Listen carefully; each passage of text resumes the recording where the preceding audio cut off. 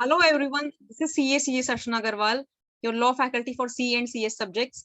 So आज हम करेंगे chapter number 3 of SBEC CS executive subject. 2 chapters हम ऑलरेडी कर चुके हैं लास्ट लेक्चर्स में. अगर आपने वो नहीं देखे हैं तो आप देख सकते हैं और आपको उसके नोट्स जो है मेरे टेलीग्राम चैनल पे मिल जाएंगे और आप वहां पे जाके सब्सक्राइब कर लीजिए. और जैसे जैसे हम चैप्टर रिवाइज करते जाएंगे यहाँ पे यूट्यूब पे, वैसे वैसे मैं नोट्स वहां पे डालती जाऊंगी. सो आप उसका फुल यूज अच्छे से कर सकते हैं, उसको डाउनलोड करके पढ़ सकते हैं उन्हीं से. और अगर आप खुद भी बनाना चाहते हैं तो उसी को देख के आप खुद बना सकते हैं, क्योंकि मुझे ऐसा लगता है अगर आप खुद हैंड रिटन खुद के नोट्स बना के पढ़ते हैं तो आपको उससे बेटर याद होता है, बजाय कि आप दूसरे के नोट से पढ़ें. लेकिन फिर भी ये आपको बहुत हेल्पफुल रहेंगे और पूरा मॉड्यूल इसमें कवर करके बनाया गया है. एक आध कोई टॉपिक अगर रह जाता है तो वो हम मॉड्यूल से कर लेंगे. जो थोड़े ऐसे टॉपिक्स हैं जो कवर नहीं होंगे एग्जाम में, या फिर जो बहुत ही ऐसे चांसेस हैं कि नहीं आ सकते, वो हम स्किप कर देंगे. अदरवाइज हम पूरा पोर्शन करेंगे. So yes, let's get started. सबसे पहले है चैप्टर नंबर 3 पार्ट 1. चैप्टर 3 आपका दो पार्ट्स में डिवाइडेड है. पार्ट 1 में आपका है चार्टर डॉक्यूमेंट्स ऑफ कंपनीज और पार्ट 2 में आपका है alteration of MOA and AOA. तो चैप्टर नंबर 3 पार्ट 1 सबसे पहले करते हैं. इसमें है बता रहा है मेमोरेंडम ऑफ एसोसिएशन क्या होता है. तो मेमोरेंडम ऑफ एसोसिएशन में आपका बताया जाता है कि स्कोप क्या है कंपनी की एक्टिविटीज का, क्या ऑब्जेक्ट्स हैं, क्या उसके रिलेशंस हैं आउटसाइड इंडिया के.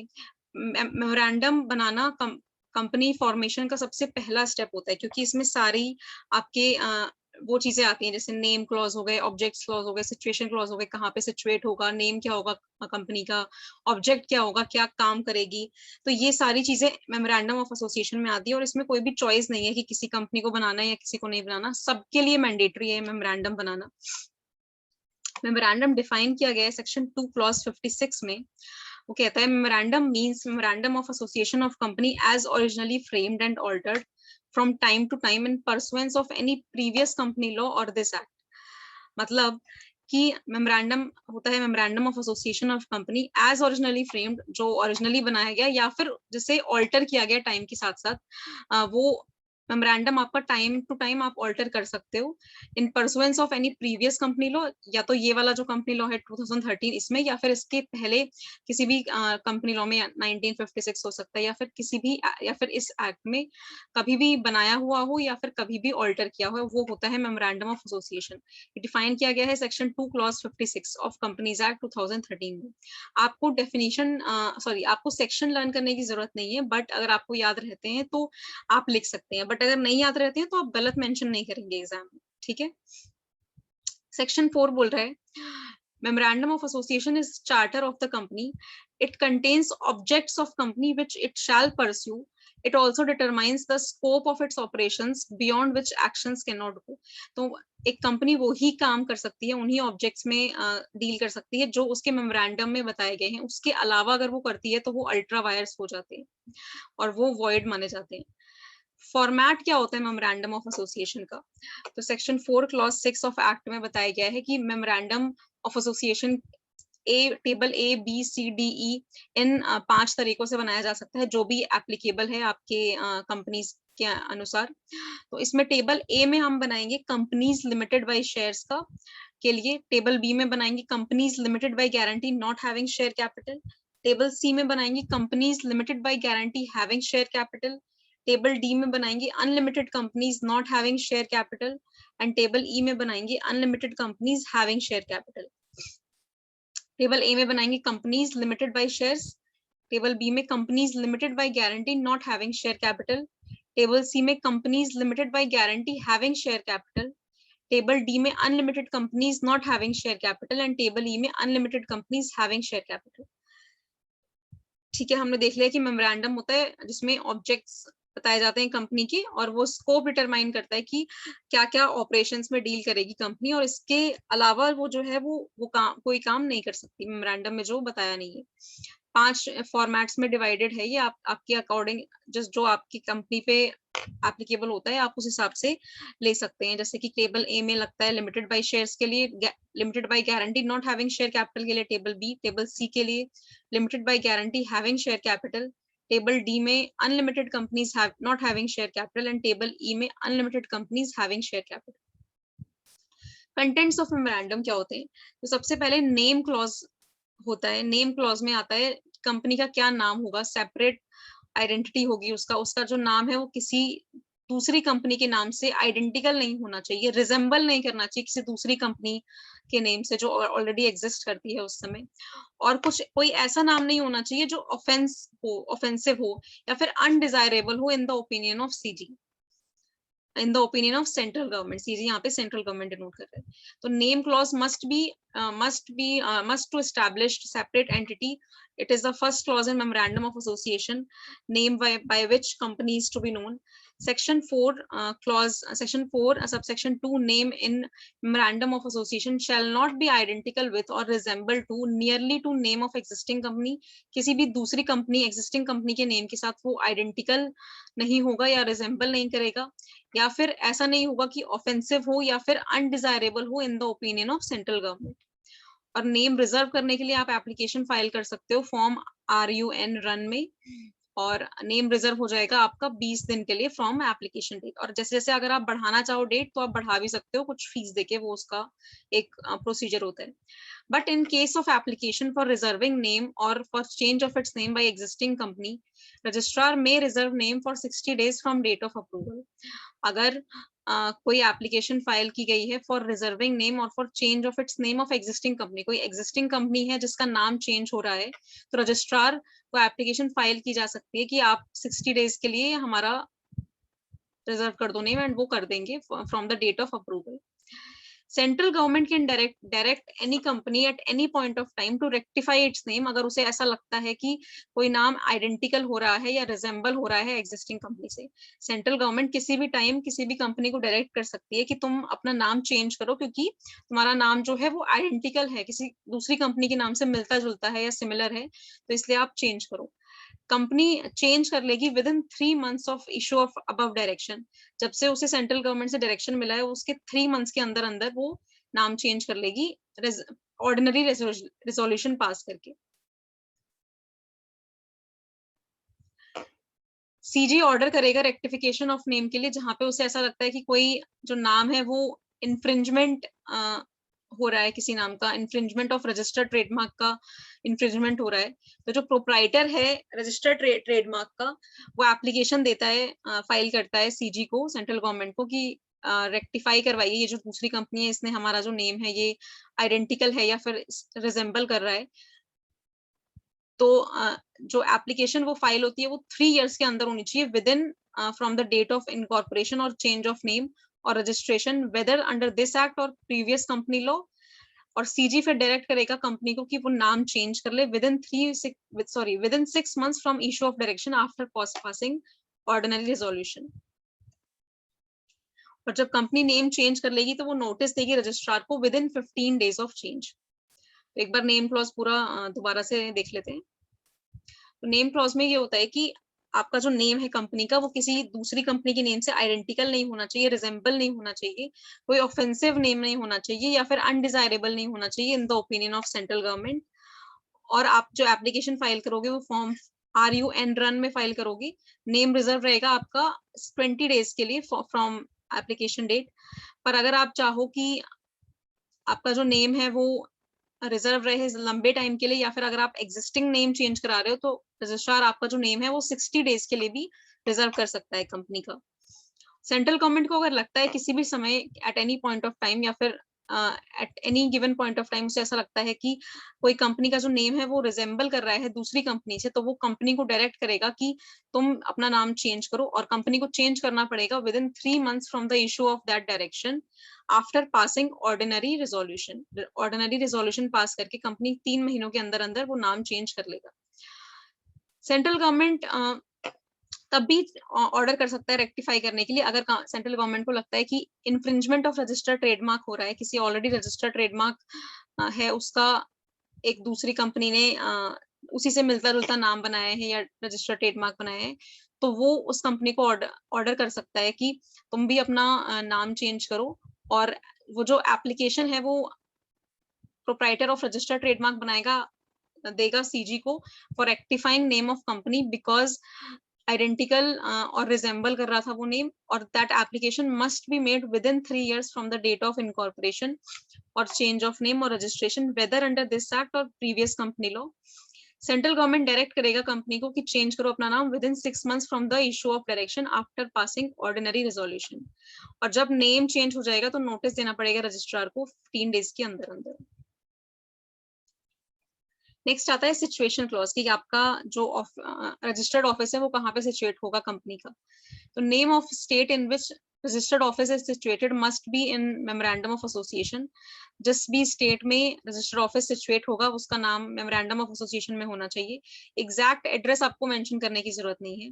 With in 30 days of companies incorporation company के पास रजिस्टर्ड ऑफिस होना चाहिए। 30 दिनों के अंदर अंदर इनकॉर्पोरेशन के कंपनी के पास रजिस्टर्ड ऑफिस होना चाहिए। Company must also furnish to registrar verification of RO within 30 days of incorporation. Company registrar को फर्निश करेगी कि आप वेरीफाई करो, कंपनी रजिस्ट्रार को फर्निश करेगी verification of registered office with in 30 days of incorporation. Publication of name and address of company. Every company to display name and address in legible letters in conspicuous position and in all business letters, bill heads, letter papers, etc.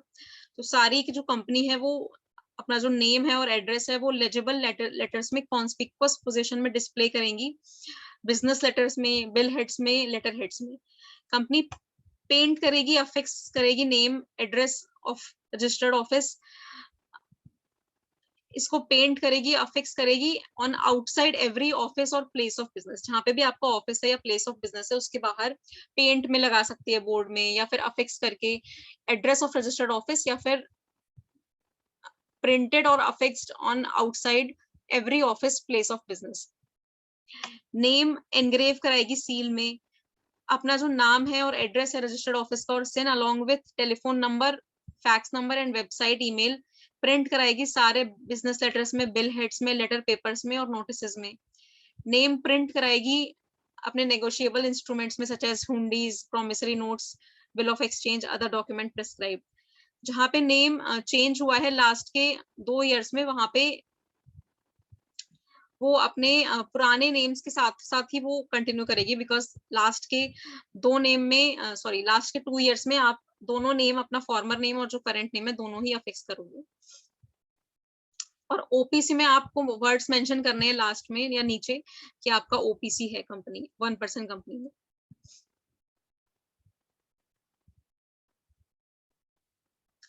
तो company का जो registered office जिस state में situated होता है उसको बोलते हैं सिचुएशन क्लॉज। ये मेंशन होना चाहिए आपके मेमोरेंडम ऑफ एसोसिएशन में। एग्जैक्ट एड्रेस मेंशन करने की जरूरत नहीं है। With in 30 days of companies incorporation company के पास होना चाहिए रजिस्टर्ड ऑफिस। कंपनी फर्निश करेगा रजिस्ट्रार को verification of registered office with in 30 days of incorporation form number INC 32 में। Publication of name and address of company, सारी company जो है वो डिस्प्ले करेगी नेम और एड्रेस लेजिबल लेटर्स में in conspicuous position in all business letters, bill heads, letter papers. Company paint करेगी, affix करेगी नेम एड्रेस अपना रजिस्टर्ड ऑफिस का outside every office place of business. Name engrave करेगी seal में, अपना जो नाम है कंपनी का, एड्रेस ऑफ रजिस्टर्ड ऑफिस और send along with telephone number, fax number and website email print करेगी सारे बिजनेस लेटर्स में, बिल हेड्स में, लेटर हेड्स में और नोटिसेस में। नेम प्रिंट करेगी नेगोशिएबल इंस्ट्रूमेंट्स में such as hundis, promissory notes, bill of exchange, other document prescribe. Where changed names during last 2 years it shall paint or affix or print। Last के 2 year में आपका name change हुआ है तो आप पहला नाम, जो आपका पहला नाम है और करंट जो न्यू नाम है दोनों ही आप मेंशन करोगे। ओपीसी है तो आपको ओपीसी मेंशन करना पड़ेगा नीचे कि आपका कंपनी जो है वो 1% कंपनी है। Now next is object clause. तो ऑब्जेक्ट क्लॉज में आपके ऑब्जेक्ट्स मेंशन रहेंगे कि आपकी कंपनी किन ऑब्जेक्ट्स में डील करेगी। और इन ऑब्जेक्ट्स के अलावा अगर आप कोई काम करते हो तो वो अल्ट्रा वायरस हो जाएगा और वो वॉइड कहलाएगा और उसको शेयर होल्डर भी रेटिफाई नहीं कर सकते। Objects for which company is formed is mentioned in object clause of memorandum of association. Memorandum of association state objects for which company is incorporated. तो कंपनी जिस ऑब्जेक्ट के लिए इंकॉर्पोरेट हुई है वो मेंशन होता है आपका मेमोरेंडम ऑफ एसोसिएशन में। ऑब्जेक्ट क्लॉज बहुत ही ग्रेट इंपॉर्टेंस का होता है, बहुत इंपॉर्टेंस रखता है बिकॉज इट डिटरमाइंस पर्पस क्या है कंपनी का और कैपेसिटी क्या है कंपनी की। अगर आप इसके अलावा कोई एक्ट्स करते हो वो अल्ट्रा वायरस हो जाते हैं और वॉइड कहलाते हैं. Entire body of shareholders cannot ratify such acts. Although express powers are necessary, company may do anything which is incidental to and consequential upon powers specified, and act will not be ultra virus. Although express powers are necessary, company may do anything which is incidental to and consequential upon powers specified, and act will not be ultra virus. Purpose of a memorandum of association होता है कि to enable shareholders, creditors and those dealing with company to know what is permitted range of activities of enterprise. Memorandum of association और articles of association आप किसी भी company का nominal fee देके MC की वेबसाइट से निकाल सकते हो. तो इसलिए मेमोरेंडम ऑफ एसोसिएशन में वही ऑब्जेक्ट्स डाले जाते हैं जिन ऑब्जेक्ट्स में कंपनी एक्चुअली डील करती है. उसके अलावा अगर आप कोई डाल दोगे तो वो अल्ट्रा वायरस हो जाता है और शेयर होल्डर्स भी उसे रेटिफाई नहीं करते.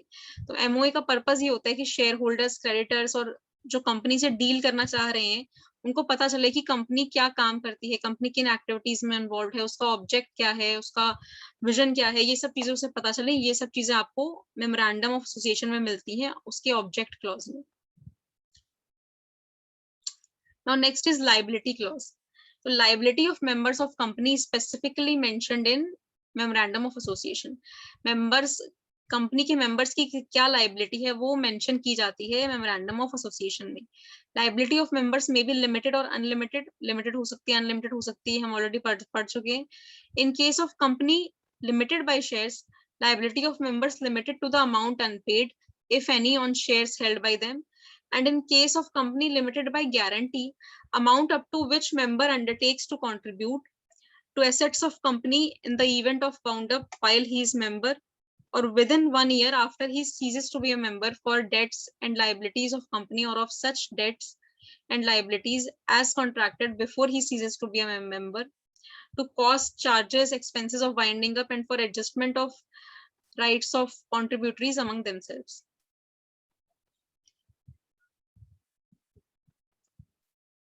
हम 4 क्लॉज देख चुके हैं, name clause, situation clause, object clause और liability clause.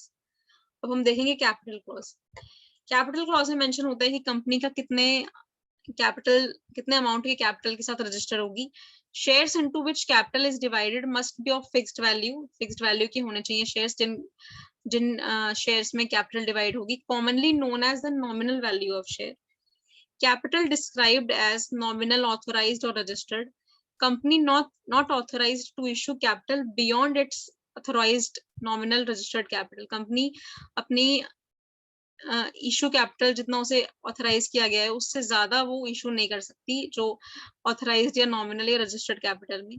If receives application for shares beyond shares covered by authorized capital, amount received on excess of number of shares must be returned. अगर उसने जितना authorised capital issue किया था उससे ज्यादा भी अगर उसे एप्लीकेशन आ रही है शेयर्स के लिए तो वो अमाउंट उससे ज्यादा जो रिसीव हुआ है वो रिटर्न कर देगी. Out of issued capital, total amount subscribed और agreed to be subscribed is subscribed capital. Amount actually paid by share holders is paid up capital. ठीक है. डिक्लेरेशन फॉर सब्सक्रिप्शन भी होता है मेमोरेंडम ऑफ एसोसिएशन में. तो statutory requirements regarding subscription of memorandum: each subscriber must take at least 1 share. Each subscriber must enter opposite his name, number of shares which he agrees to take. तो एक subscriber को एक ही share लेना पड़ेगा, कम से कम at least एक share लेना पड़ेगा और उसको अपना नाम जो है अपने जितने उसने शेयर्स लिए हैं उसके साथ उसे एंटर करवाना है. ठीक है. और अगर ओपीसी है तो name of person who in the event of death of subscriber becomes member वो भी मेंशन होना चाहिए मेमोरेंडम ऑफ एसोसिएशन के कंटेंट्स में. तो हमने क्या क्या कंटेंट्स देखे. इसके नेम क्लॉज होता है, सिचुएशन क्लॉज होता है, ऑब्जेक्ट क्लॉज होता है, लाइबिलिटी क्लॉज होता है, कैपिटल क्लॉज होता है, डिक्लेरेशन फॉर सब्सक्रिप्शन, और ओपीसी में है तो ओपीसी में अगर डेथ हो जाती है सब्सक्राइबर की तो मेंबर ही ओपीसी बन जाएगा, सॉरी मेंबर ही उसकी जगह ले लेगा. Now comes articles of association. Articles of association defined है सेक्शन 2 क्लॉज 5 में. जो कहता है कि articles means article of association of company originally framed और as altered from time to time in pursuance of any previous company law और of this act. Article का मतलब होता है, article means association of company originally framed or as altered from time to time in pursuance of any previous company law or of this act. Article of association contains regulations for management of company. Article subordinate होता है memorandum के, पर कोई भी act beyond memorandum of association की ultra vires होगा, but articles are internal regulations over which members have full control and may alter them. अगर article में कोई भी ऐसा पॉइंट लगता है किसी को कि हमें चेंज करना है तो वो ऑल्टर किया जा सकता है इजीली, और उसमें कोई भी दिक्कत नहीं है, क्योंकि आर्टिकल्स इंटरनल रेगुलेशंस होते हैं और इनमें फुल कंट्रोल होता है मेंबर्स पर, वो ऑल्टर कर सकते हैं। Format of articles of association, table FGHIJ में फॉर्मेट बताया गया है आर्टिकल्स ऑफ एसोसिएशन का। टेबल F में आता है company limited by shares, table G में आता है company limited by guarantee and having share capital, table H में आता है company limited by guarantee and not having share capital, table I में आता है unlimited company and having share capital, table J में आता है unlimited company and not having share capital. Registration of articles, registration of articles में आता है at the time of incorporation of company, the company to file with registrar within whose jurisdiction registered office is proposed to be situated, memorandum of association and articles of association signed by all subscribers to memorandum.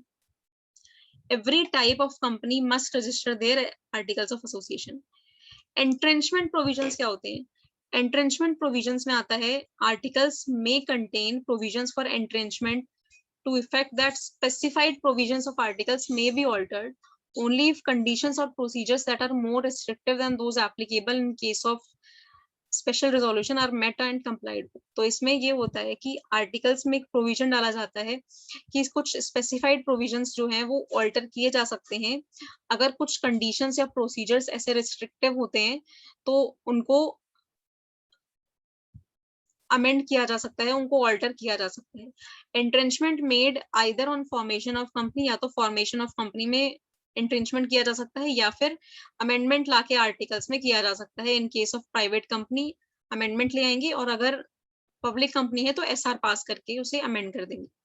Company to give notice of entrenchment to registrar, और entrenchment होने के बाद company notice देगा registrar को। Statutory requirements, statutory requirements क्या होते हैं? तो आर्टिकल्स जो है वो प्रिंटेड होंगे, डिवाइड होंगे पैराग्राफ्स में, नंबर्ड होंगे कंसेक्यूटिवली, स्टैम्प्ड होंगे adequately, signed by each subscriber to memorandum and duly witnessed and filed along with memorandum of association. Articles should not contain anything illegal or ultra vires MOA nor contrary to Companies Act 2013. Contents of articles. Contents of articles में आता है आपका exclusion Holi और part of table F। इसमें बहुत सारे contents हैं, आप सारे एक बार पढ़ लीजिएगा, जितने याद कर सकते हैं याद कर लीजिए, बट ऐसा कोई क्वेश्चन आएगा नहीं तो उससे इतना कोई फर्क नहीं पड़ता, इसलिए मैंने मेंशन सारे कर दिए। आपकी मर्जी है कि आप सारे याद करना चाहते हैं या नहीं करना चाहते, लेकिन ये वही सारे हैं कि आपने जो पढ़े हैं सुने हैं आप इजीली रिकॉल कर पाएंगे। तो कंटेंट्स क्या होते हैं आर्टिकल्स के? इसमें आता है एक्सक्लूजन होली और part of table F, adoption of preliminary contracts, share capital, variation of rights, number and value of shares, issue of preference shares, allotment of shares, call on shares, lien on shares, transfer and transmission of shares, nomination, forfeiture of shares, alteration of capital, buyback, share certificates, dematerialization, conversion of shares into stock, voting rights and proxies, meetings and rules regarding committees of board, nominee directors, audit committee, additional directors, and so on. अब मैं सारे एक साथ नहीं पढ़ रही क्योंकि आप खुद ही पढ़ सकते हैं वो। देन है accounts and audit, winding up, indemnity, capitalization of profit, secrecy. Articles of association should be consistent with Companies Act 2013, otherwise it becomes void. Doctrine of ultra virus. तो डॉक्ट्रिन ऑफ अल्ट्रा वायरस ये कहता है कि anything not contained in memorandum of association as objects और powers is prohibited by doctrine of ultra virus, and thus जो act है वो void हो जाएगा and does not bind company. तो कोई भी ऐसे ऑब्जेक्ट्स जो मेमोरेंडम ऑफ एसोसिएशन में स्टेट नहीं किए गए हैं, अगर वो कंपनी करती है तो वो वॉइड हो जाते हैं और वो कंपनी को बाइंड नहीं करते। neither company nor the contracting party can sue on it. Company cannot make it valid even if every member assents to it. तो कोई भी कंपनी या फिर मतलब ना ही वो कंपनी ना ही कोई कॉन्ट्रैक्टिंग पार्टी स्यू कर सकती है उस क्लॉज के बेसिस में जो मेमोरेंडम में है, उस ऑब्जेक्ट्स के बेसिस पे company can not make it valid, उसे वैलिड भी नहीं बना सकती क्योंकि वो रेटिफाई नहीं हो सकते जो अल्ट्रा वायरस एक्ट है. Act which is intra-virus but outside the authority of directors may be ratified by company in proper form. जो acts intra-virus हैं but outside the authority of directors हैं उनको ratify किया जा सकता है proper format में. इसका एक बहुत ही popular case law है Ashbury Railway Carriage and Iron Company Limited versus Ritchie. Ashbury Railway Carriage and Iron Company Limited versus Ritchie.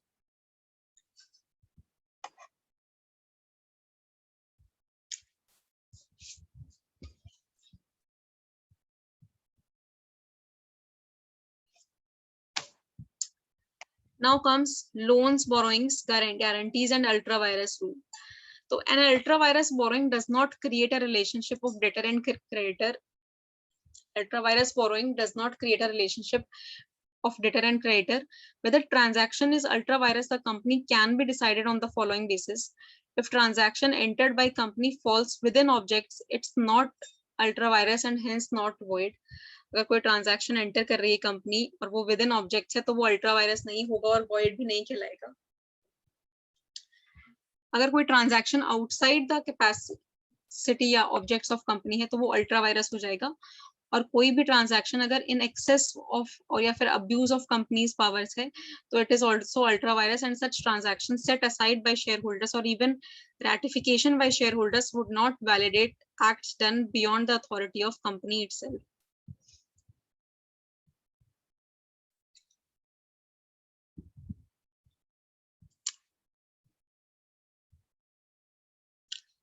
Now implied powers.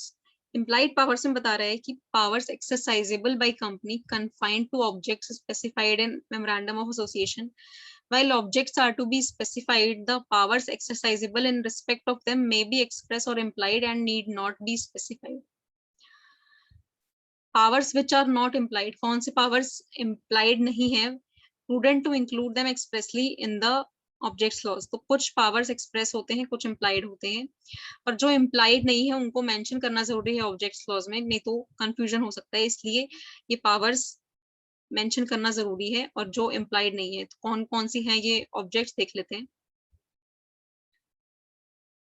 Acquiring any business similar to company's own business, entering into contract with other person, companies for carrying on business in partnership or for sharing profit, joint venture, taking shares in other company having similar objects, taking shares of other company where such investment authorizes doing indirectly that which will not be intra-virus if done directly, promoting other companies or helping them financially, power to sell and dispose of whole of companies undertaking, power to use funds for political purposes, power to give gifts and make donations or contribution for charities not relating to objects situated in memorandum of association, acting as surety or as guarantor.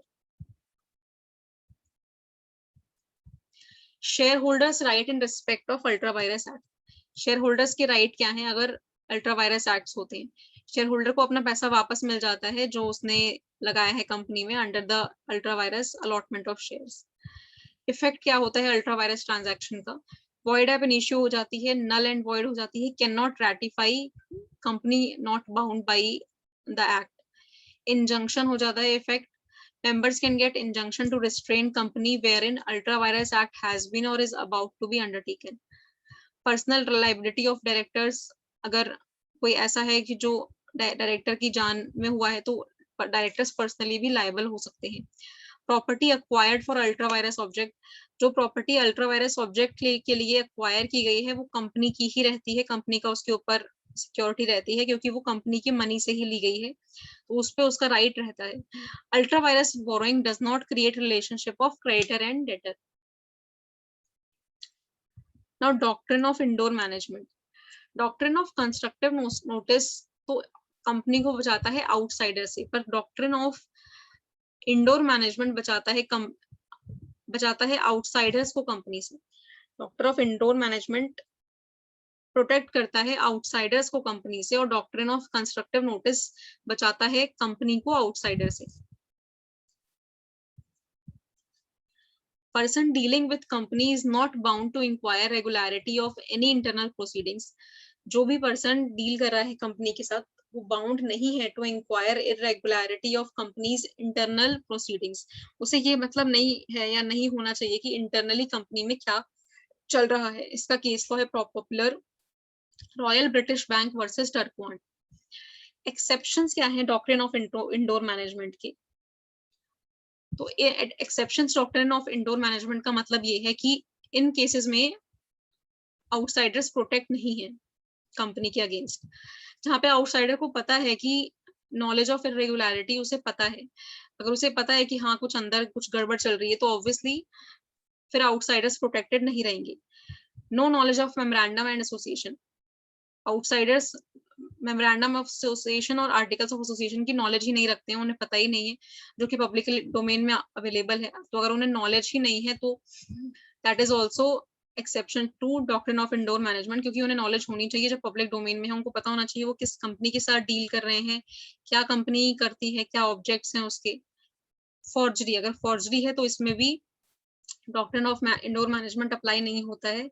Negligence है, agency है, precondition required to be fulfilled before condition itself can exercise particular power.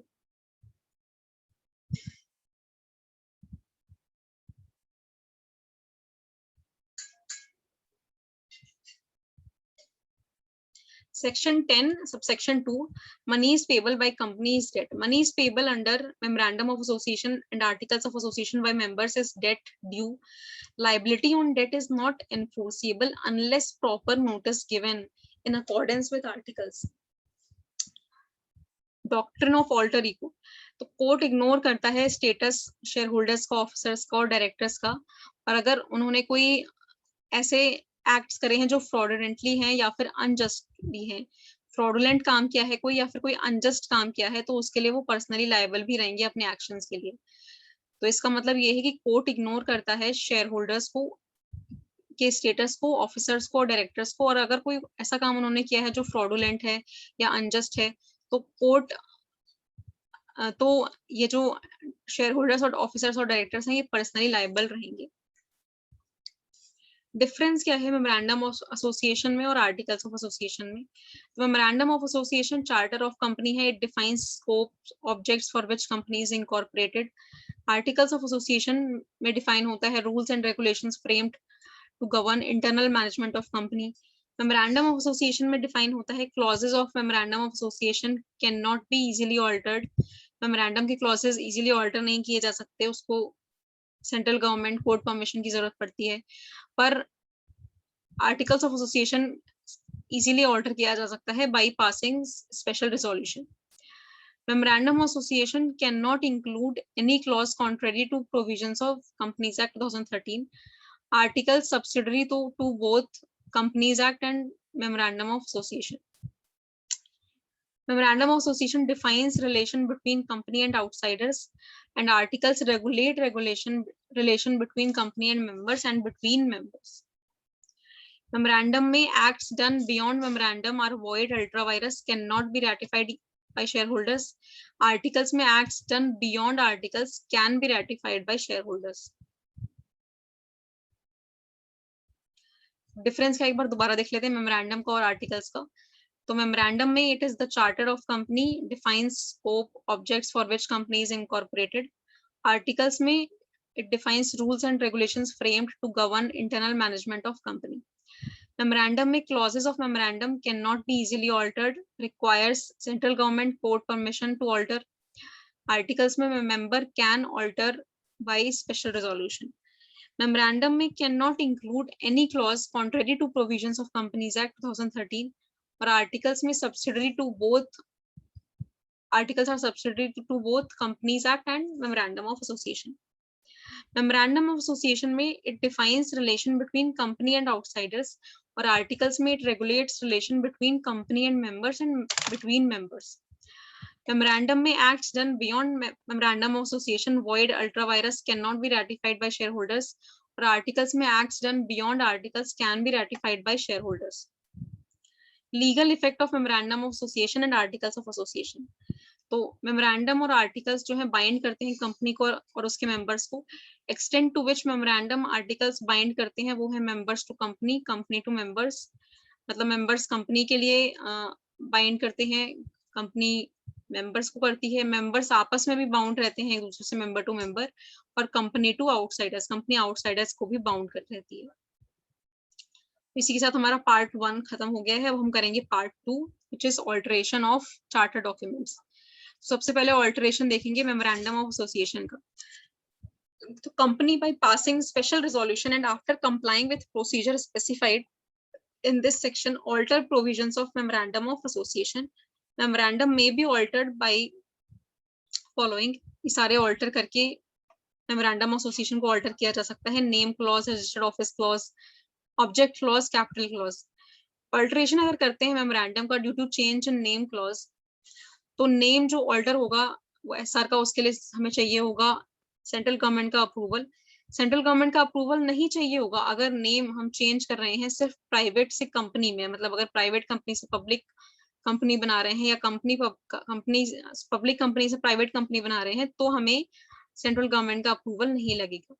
अगर कोई भी name change होता है company के और registrar enter करता है न्यू नेम ओल्ड नेम की जगह, तो उसे इशू करना पड़ेगा fresh certificate of incorporation with new name, and जो वो चेंज होगा वो वहां से कंप्लीट माना जाएगा जहां से इशू हुआ है सर्टिफिकेट. कोई नेम चेंज हो रहा है कंपनी का तो रजिस्ट्रार एंटर करेगा न्यू नेम अपने रजिस्टर ऑफ कंपनीज में और उसी की जगह आपको इशू करेगा fresh certificate of incorporation with new name. और वो चेंज कहाँ से इफेक्टिव होगा, जहां से आपको फ्रेश सर्टिफिकेट ऑफ इनकॉर्पोरेशन मिला है. Name can not B change जहां पे आपने फाइल नहीं किए हैं एनुअल रिटर्न्स और फाइनेंशियल स्टेटमेंट्स और फेल्ड टू पे रीपे मैच्योर डिपॉजिट्स, डिबेंचर्स और इंटरेस्ट. INC 24 में आप चेंज नेम के लिए एप्लीकेशन फाइल कर सकते हो और आर्टिकल INC 25 में आपको न्यू सर्टिफिकेट ऑफ इनकॉर्पोरेशन मिल जाता है. अगर नेम रिजेंबल करता है, आइडेंटिकल है, तो आपको रेक्टिफाई करना पड़ेगा. CG आपको बोल सकता है रेक्टिफाई करने के लिए within 3 months from the date of issue. Method क्या होते हैं चेंज नेम चेंजिंग के? तो आप कन्वर्ट कर सकते हो प्राइवेट लिमिटेड कंपनी से पब्लिक कंपनी में, पब्लिक कंपनी से प्राइवेट लिमिटेड कंपनी में, या फिर change of name from ABC limited to XYZ limited. Procedure क्या होता है alteration in name clause of memorandum? अगर आपको नेम चेंज कराना है तो उसका प्रोसीजर क्या होता है? तो आप सबसे पहले बोर्ड मीटिंग बुलाओगे, इशू करोगे notice for board meeting to consider changing name of company and gets its approval for change. Pass करोगे board resolution authorizing company secretary director to make required application to ROC. Seeking name availability for proposed new name from ROC. Apply करोगे registration reservation के लिए name के RUN form के through and attach करोगे documents, change करोगे नाम existing company का. Obtaining ROC approval and name availability letter. On receipt of approval of name, some company secretary director shall convene board meeting to take note of name approval received from ROC. Fix karo date, time, place for holding EGM to get approval of shareholders by way of shareholder special resolution. Approve karo notice of EGM with agenda and explanatory statement. Authorize करो directors company secretary को to issue notice of EGM approved by board. Issue करो notice EGM का, issue करोगे notice all members को, legal representatives को, deceased member के, assignee of insolvent member. In case of listed companies provisions of SEBI LODR will be applicable. Notice of general meeting may be published in newspaper. फिर hold करोगे EGM और pass करोगे special resolution for change in name clause of memorandum of association. ROC file करोगे, फिर file करोगे special resolution with ROC form MGT 14 में certified by PCS, PCA, PCWA with in 30 days of passing SR with attachments.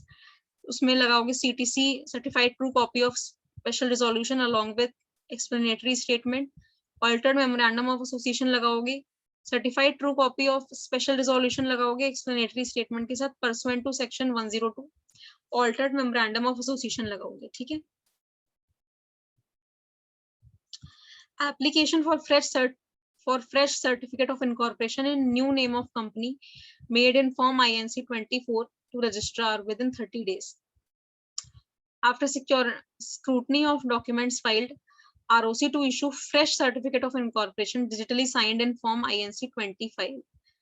Intimate करोगे authorities को stock exchange, NSDL, CDSL, etc. about name change. Arrange करोगे for common seal and same adopted at meeting of board of directors. उसको safe custody में रखोगे। New name आपके सारे bill boards और इन सब में डिस्प्ले हो जाएगा। करेक्ट करोगे सारे records, books, memorandum of association to display new name, और सारे डॉक्यूमेंट में प्रिंट करोगे फॉर्मर नाम और जो न्यू नेम है वो दोनों ही लास्ट के 2 इयर्स की।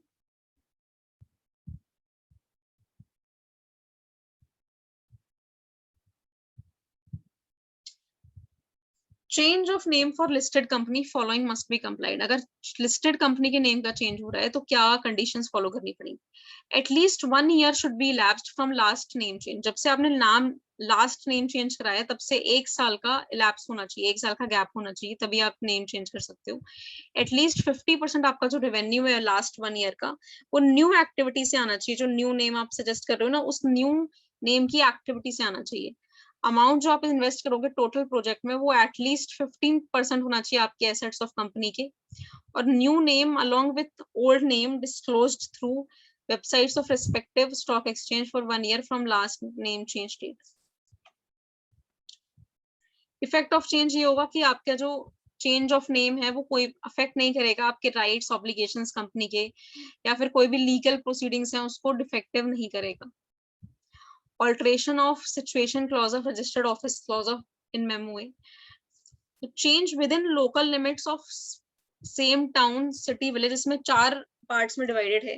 Registered office को अगर आपको change करना है तो अगर आप change करते हो within local limits of same town, city, village, या change करते हो outside local limits of town, city, village but within same state and ROC, change करते हो within same state from one ROC to another, change करते हो RO from one state to another.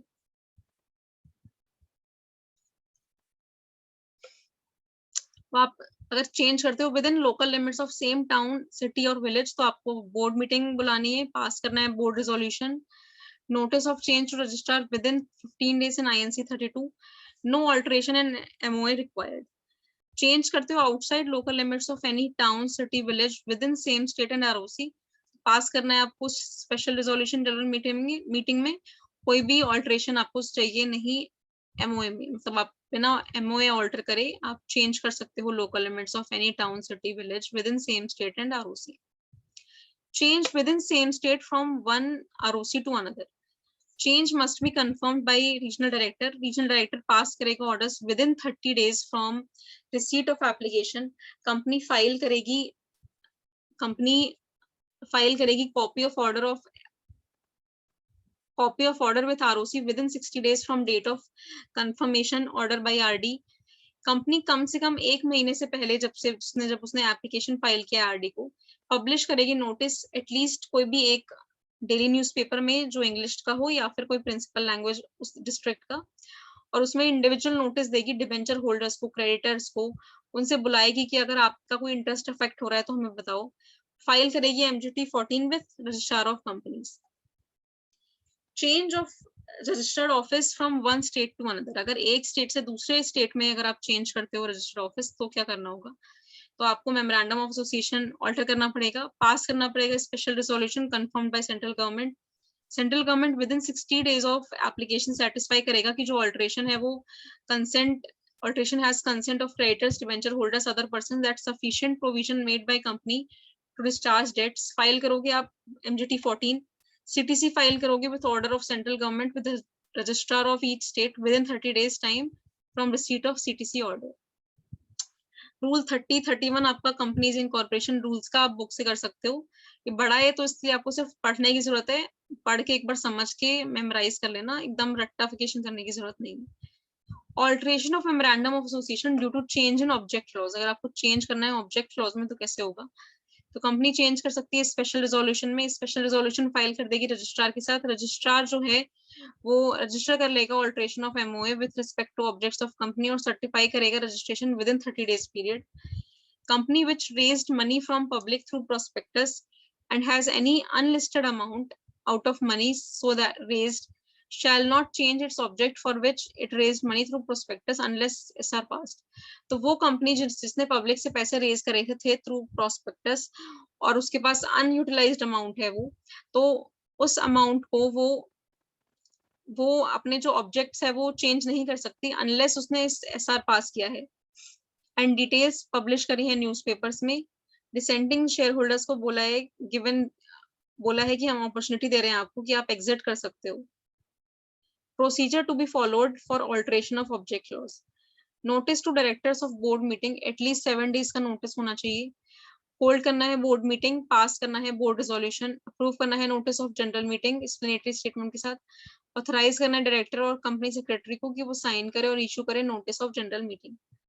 If money raised but unutilized then, अगर money raise करते हो और आप वो अनयूटिलाइज्ड है तो पास करोगे आप special resolution to alter object clause by means of postal ballot.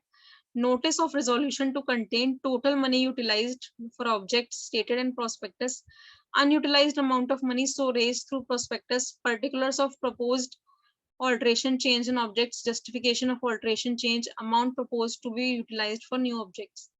Publish करोगे एडवर्टाइजमेंट न्यूज़पेपर्स में, अपॉर्चुनिटी दोगे डिसेंटिंग शेयर होल्डर्स को कि अगर आप एग्जिट करना चाहते हैं तो कर सकते हैं। नोटिस दोगे जनरल मीटिंग का proposing special resolution to all share holders, directors, auditors and other persons at least 21 days से पहले। होल्ड करोगे special share holders meeting, pass करोगे special resolution with 3/4 majority, file करोगे कॉपी आरओसी का with MGT 14 within 30 days of passing special resolution with attachments, copy of special resolution, general meeting notice, altered MOA, shorter notice, consent letters।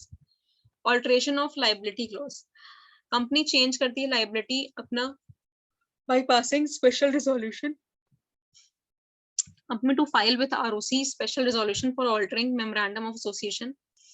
Alteration of capital clause in memorandum of association, section 61 read with section 64। तो company can alter capital clause in following ways, increase कर सकती है अपना authorised capital, consolidate कर सकती है, divide कर सकती है शेयर कैपिटल को into shares of larger amount, convert कर सकती है अपने शेयर्स को स्टॉक में और रिकन्वर्ट कर सकती है स्टॉक को फुली पेड शेयर्स में, सब डिवाइड कर सकती है शेयर्स को, कैंसिल कर सकती है शेयर्स को which shall not be taken by any person and diminish कर सकती है अमाउंट को जो शेयर कैपिटल में है। नाउ कॉपी ऑफ रिजोल्यूशन जो है वो फाइल करना पड़ेगा आरओसी को आपको within 30 days of passing special resolution plus altered memorandum. Procedure for altering memorandum of association for increasing authorized capital of company, तो चेक करोगे आप authorization and articles of company, if no provision तो आप articles को amend कर दोगे, alter कर दोगे, कॉल करोगे board meeting, approval of directors होगा, फिक्स करोगे date time place of EGM, approve करोगे ईजीएम नोटिस, ऑथराइज करोगे डायरेक्टर कंपनी सेक्रेटरी को to issue EGM notice, issue करोगे notice of EGM to member legal representative of deceased members, holding of general meeting and pass ordinary resolution, file करोगे share holder SH7 within 30 days of ordinary resolution with ROC, उसके साथ आप लगाओगे notice of EGM, CTC of ordinary resolution explanatory statement, alter करोगे MOA, ROC to check form and approve increase in authorized share capital, company to file notice in prescribed form with ROC within 30 days period of alteration to share capital, alter करोगे articles of association of company, if company converts from public company to private company तो CG का approval उसे चाहिए, copy of altered articles or copy of order of CG approving alteration to be filed with ROC within 15 days, CG approval not required for altering articles, मतलब otherwise articles को amend करने के लिए नहीं चाहिए CG का अप्रूवल, पर अगर कंपनी पब्लिक कंपनी से प्राइवेट कंपनी में हो रही है तो कंपनी तो CG का अप्रूवल लगेगा। Manner of altering articles of association. तो आप किस तरह से आर्टिकल्स को अमेंड कर सकते हो, by adoption of new set of articles, addition कर सकते हो, इंसर्ट कर सकते हो न्यू क्लॉज, डिलीट कर सकते हो, अमेंड कर सकते हो कोई स्पेसिफिक क्लॉज, और सब्स्टिट्यूट कर सकते हो कोई क्लॉज को। Procedure for alteration of articles of association, किस तरह से आप ऑल्टर करोगे आर्टिकल्स ऑफ एसोसिएशन को। तो इशू करोगे एटलीस्ट 7 डेज का नोटिस और एजेंडा बोर्ड मीटिंग का, होल्ड करोगे बोर्ड मीटिंग डायरेक्टर्स की, प्रिपेयर करोगे, सर्कुलेट करोगे draft minutes within 15 days of conclusion of board meeting by hand, speed post and registered post, send करोगे notice of general meeting to all share holders, directors, auditors at least 21 days before, hold करोगे general meeting और pass करोगे special resolution by 3/4 majority for altering articles of association. After passing SR file करोगे CTC of SR with registrar in form MGT 14 within 30 days of passing SR in general meeting with attachments, copy of special resolution, explanatory statement, general meeting notice, CTC of altered articles, shorter notice consent letters. Follow करोगे procedure prescribed for preparing, signing and compiling of minutes of HGM. Necessary amendments सारी copies में आप कर दोगे जो आपको लगता है कि जरूरत है आर्टिकल्स में। नाउ नेक्स्ट इज इफेक्ट क्या होगा आर्टिकल्स का, ऑल्टर्ड आर्टिकल्स का। तो जो ऑल्टर्ड आर्टिकल्स है वो बाइंड करेंगे कंपनी को उसी एक्सटेंट में जैसे कि वो ओरिजिनली फ्रेम हुए हैं, जैसे हमने देखा था मेमोरेंडम में भी। और सेक्शन 8 कंपनीज जो है वो ऑल्टर नहीं कर सकती अपने आर्टिकल्स को except with prior approval of central government. अगर सेंट्रल गवर्नमेंट अप्रूव करती है तो सेक्शन 8 कंपनी अपने आर्टिकल्स को ऑल्टर कर सकती है। तो इसी के साथ हमारा चैप्टर नंबर 3 हो चुका है। आई होप गाइस आपको अच्छा लगा हो। आपको अगर अच्छा लगा है तो प्लीज अपने फ्रेंड्स के साथ शेयर कीजिए, लाइक कीजिए वीडियो को। एंड यस, मैं ऐसे ही अपने लेक्चर्स लाती रहूंगी आपके लिए। SBEC के जैसे खत्म हो जाते हैं फिर हम कंपनी लॉ का करेंगे। और आपको ये नोट्स मेरे टेलीग्राम चैनल पे मिल जाएंगे, तो यूट्यूब चैनल को भी सब्सक्राइब कर लो, टेलीग्राम चैनल को भी सब्सक्राइब कर लो for all the updates and lectures. Thank you and bye, take care.